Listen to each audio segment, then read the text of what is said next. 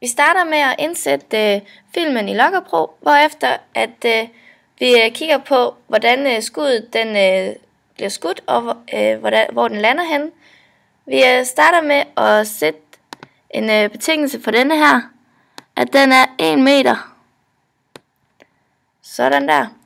Og nu kan vi så begynde at sætte punkterne ind, men før det så har vi valgt at sætte der, hvor Adam han skyder. Det er vores nulpunkt for vores graf. Nu kan vi så plotte de punkter ind, som bolden den rammer på vejen. Når vi har gjort det, så vil det resultere i, at der kommer en parabel, hvorefter vi kan lave nogle databehandlinger ud for den empiri, vi lige har fundet. Vi har nu fået følgende grafer, hvorefter vi begynder at lave databehandling. Og det gør vi ved at først at lave databehandling af x. Og vi finder så det bedste sted, som er her midt på cirka. Og vi ved, at det er en lineær, så derfor skal vi tage den der. Og så try fit for at se, hvad både B og A de er. Sådan der. Og det vil vi så også gøre for resten af vores grafer.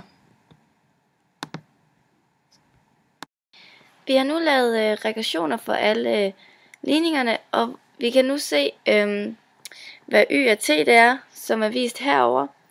Og vi kan også se, hvad vy af t er, hvad x af t er, og vx af t er. Ud fra disse data kan vi nu beregne, hvad starthastigheden var. Yes, vi har nu formen for starthastigheden, og det her er starthastigheden. Og starthastigheden er lige med kvadratruden af starthastigheden i x-aksens retning i anden, plus starthastigheden i y-aksens retning i anden. Og derefter vi har sat vores værdier ind og har beregnet vores starthastighed til at være 29,95 meter i sekundet. Vi skal antage, at der er en genstand, der flyver igennem luften, hvor bevægelsen starter i 0,0. Vi ved, at genstandens x-koordinat er givet ved startaccelerationen gange tid, og at genstandens y-koordinat er givet ved minus en halv gange tyngdeaccelerationen gange tid i anden, plus startaccelerationen gange tid. Og så skal vi vise, at ligningen for banekurven er givet ved det her. Vi ved, at x er lige med startaccelerationen gange tid, så vi skal starte med at udtrykke t ved x. Det er gjort ret nemt, og derefter så kan vi sætte det udtryk ind på t's plads ned i den her ligning. Det gør vi så i de følgende led. Og vi ved, at en brøk opløftet i anden er det ene opløftet i anden, eller tælleren opløftet i anden, og nævneren opløftet i anden. Og det ganger vi så sammen, så vi får det her. Og så fordi det er en brøk, hvor der er noget, der er ganget ind på, kan vi selvfølgelig bare flytte det udenfor, så det giver det, som det gerne skulle give. Ved en kasteparabel er det her lige med kastelængden, og det her lige med den maksimale højde.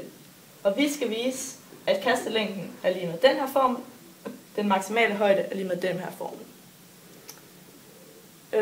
Kastelængden svarer til 1 af 0 punkterne. Og derfor kan vi finde den ved at løse ligningen. Diskriminanten er, som vi ved, b i anden minus 4a i c, men fordi der ikke er noget c, fordi den rammer i 0,0, er diskriminanten simpelthen bare lige med b i anden. Det betyder, at man kan sætte det her ind i ligningen, men kvadratrod af b i anden giver bare b, så det betyder, at man får til sidst noget, der hedder minus b plus minus b divideret med 2a. Den ene løsning, det er så x er lige med minus b divideret med 2a, hvilket så giver minus b divideret med a. Den anden løsning kan vi så ikke bruge til noget, fordi det kommer til at hedde x er lige med minus b plus b divideret med 2a, og det vil så give 0 divideret med 2a, som giver 0. Altså er det den her, vi skal bruge. Så vi ved, at længden er lige med minus b divideret med a, så det sætter vi simpelthen bare ind for den ligning, vi fandt før. Og som I kan se, så er det 2 brøker divideret hinanden, altså kan man gange de 2 brøker med hinanden. Så forkorter man den, og derved får man den formel. Godt. Den maksimale højde er lige med y-koordinatet i toppunktet. Fordi det er for langt, hvor jeg er ned fra bunden af parablen op til toppen. Derfor får vi en formel, der hedder højden er lige med minus diskriminanten divideret med 4a. Vi ved, at diskriminanten er lige med b i anden, så det sætter vi ind, og så sætter vi ellers tallene ind. Igen er det 2 brøker divideret hinanden, så derfor kan vi gange med den omvendte og få kort væk, og så får vi formlen. Okay. I opgave C skal vi vise, at kastelængden er lige med startfarten i anden gange sinus til den dobbelte vinkel alfa divideret med tyngdeacceleration. Og ved det skal vi bruge, at sinus til den dobbelte vinkel alfa er lige med 2 gange cosinus til alfa gange sinus til alfa. Så hvis vi kigger op på tegningen, så har vi startfarten ud af her, startfarten i x-aksens retning her, og startfarten i y-aksens retning her.